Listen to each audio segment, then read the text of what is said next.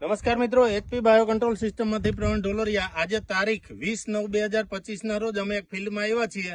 ખેડૂત પણ હાજર છે અને એમને કોબીજનું વાવેતર કરેલું છે। તો ખાસ કરીને જે શાકભાજી વાવતા હોય એવા ખેડૂતો માટે ખાસ આ વિડીયો છે અને અંત સુધી જોજો મિત્રો કે કોઈ પણ જાતના શાકભાજી હોય એમાં લીલી લશ્કરી ફળમાખી અલગ અલગ પ્રકારની ઈયળોના ઉપદ્રવ માથાના દુખાવા સમાન હોય છે।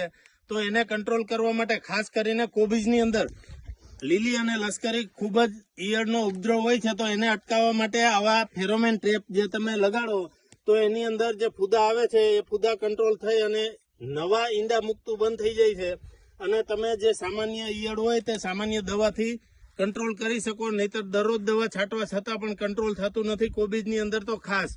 તો મિત્રો આ તમે ફિલ્ડ જોઈ શકો છો કે આની અંદર લીલી અને લશ્કરી ઈયળના ફેરોમેન ટ્રેપ લગાવેલા છે। ખેડૂત પણ હાજર છે અને આપણે આ કેટલા દિવસ અંદાજિત થયા હશે કે લગાડી અને અઠવાડિયું એક અઠવાડિયાની અંદર જો આ ટ્રેપ આપણે ખોલી અને હું તમને આના ફૂદા બતાવું કે આની અંદર આવી ગયેલા અને મરી ગયેલા ફૂદા કેટલા છે।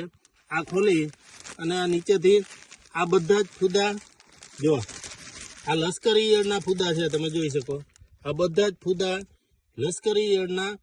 આટલો કંટ્રોલ જો તમે આ 50 રૂપિયાની ટ્રેપ છે એમાં આટલો કંટ્રોલ તમે કરી શકો।